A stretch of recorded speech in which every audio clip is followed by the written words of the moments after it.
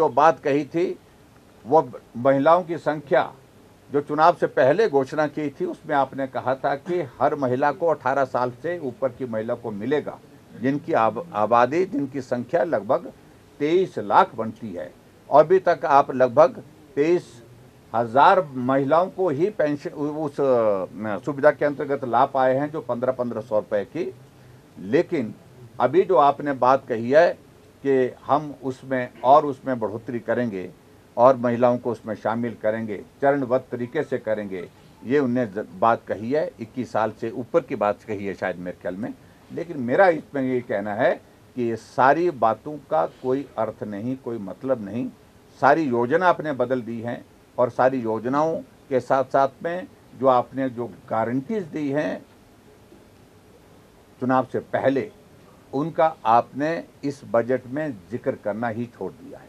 इसका मतलब कि आपके हाथ खड़े हो गए। एक बात और भी उन्होंने स्वीकार की है कि ये वर्ष जो है इस बार का 2025-26 का ये वर्ष फाइनेंशियल ईयर जो है बहुत क्रिटिकल है, बहुत संकट भरा हुआ है आर्थिक दृष्टि से। और जहां आप 3 वर्ष के बाद भी भारतीय जनता पार्टी की सरकार के कार्यकाल को दोषी ठहरा रहे हैं, भारतीय जनता पार्टी के सरकार में जो ऋण लिया गया उसका जिक्र कर रहे हैं, तो मुझे लगता है कि अच्छा होता कि आप इस तीसरे बजट में जो ऋण आपने हिमाचल प्रदेश में सरकार बनने के बाद व्यवस्था परिवर्तन के अंतर्गत 3 वर्षों में लिया, उसका भी जिक्र करते तो मुझे लगता कि अच्छा रहता।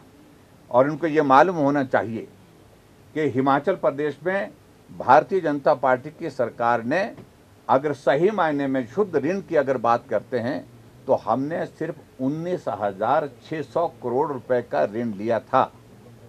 और उसके साथ साथ में मैं ये भी कहना चाहता हूँ कि हमने हिमाचल प्रदेश में जो कांग्रेस का ऋण जो है लगभग 50,000 करोड़ रुपए का जो ऋण छोड़ करके गए थे, उसमें से 39,000 करोड़ रुपए की देनदारियां ऋण की और ब्याज की चुकता की है कांग्रेस सरकार की।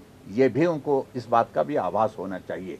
ये आंकड़े पर मुझे लगता है कि विस्तार से हम थोड़ा अगर कल बोलने का मौका मिलेगा तो उस वक्त भी हम बात करेंगे। लेकिन कुल मिलाकर के मेरे कहने का अभिप्राय, दिशाहीन बजट और दिशाहीन सरकार और दिशाहीन नेतृत्व।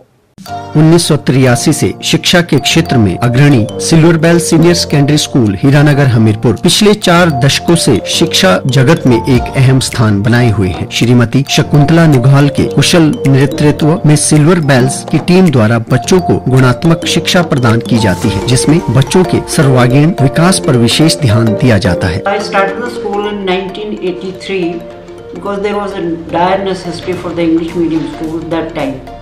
So previously I was hesitating, but still I started the school with 3 children, but it flourished on very well, and that was because of the cooperation of the staff as well parents.